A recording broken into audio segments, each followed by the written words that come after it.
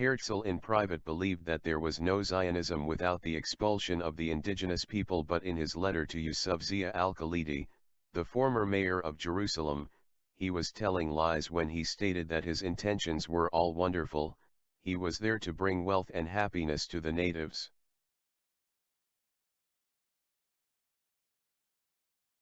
We must expropriate gently the private property on the estates assigned to us.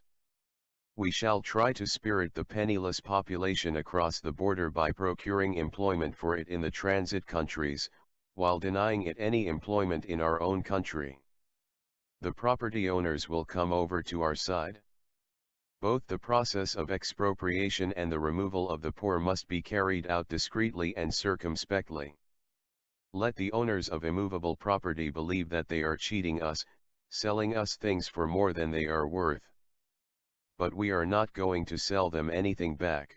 Having become alarmed about the Zionist aims for Palestine, Youssuf Zia Al-Khalidi, former mayor of Jerusalem, told Rabbi Khan that the plan to create a Jewish state in Palestine could not be implemented, due to the opposition of the Turks and the local population.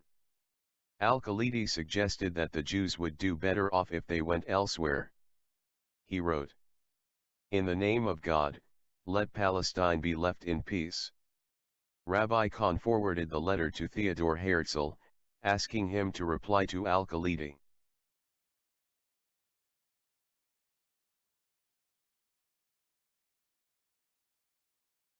I owe to Mr. Zadok Khan's kindness the pleasure of having read the letter which you addressed to him. Let me tell you first of all that the feelings of friendship which you express for the Jewish people inspire in me the deepest appreciation. The Jews have been, are, and will be the best friends of Turkey since the day when Sultan Selim opened his empire to the persecuted Jews of Spain. And this friendship consists not only of words, it is ready to be transferred into acts and to aid the Muslims. The Zionist idea, of which I am the humble servant, has no hostile tendency toward the Ottoman government, but quite to the contrary. This movement is concerned with opening up new resources for the Ottoman Empire. In allowing immigration to a number of Jews, bringing their intelligence, their financial acumen and their means of enterprise to the country, no one can doubt that the well-being of the entire country would be the happy result. It is necessary to understand this, and make it known to everybody. As Your Excellency said very well in your letter to the Grand Rabbi, the Jews have no belligerent power behind them, neither are they themselves of a warlike nature. They are a completely peaceful element, and very content if they are left in peace. Therefore, there is absolutely nothing to fear from their immigration. The question of the holy places? But no one thinks of ever touching those. As I have said and written many times, these places have lost forever the faculty of belonging exclusively to one faith, to one race or to one people. The holy places are and will remain holy for all the world, for the Muslims as for the Christians as for the Jews. The universal peace which all men of good will ardently hope for will have its symbol in a brotherly union in the holy places. You see another difficulty, Excellency, in the existence of the non-Jewish population in Palestine. But who would think of sending them away? It is their well-being, their individual wealth which we will increase by bringing in our own.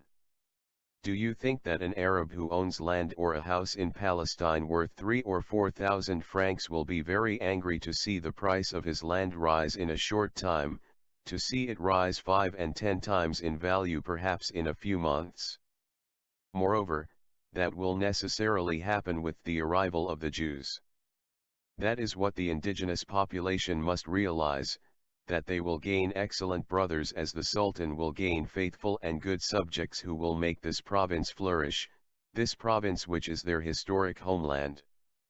When one looks at the situation in this light, which is the true one must be the friend of Zionism when one is the friend of Turkey. I hope, Excellency, that these few explanations will suffice to give you a little more sympathy for our movement. You tell Mr. Zadok Khan that the Jews would do better to go somewhere else. That may well happen the day we realize that Turkey does not understand the enormous advantages which our movement offers it. We have explained our aim publicly, sincerely, and loyally.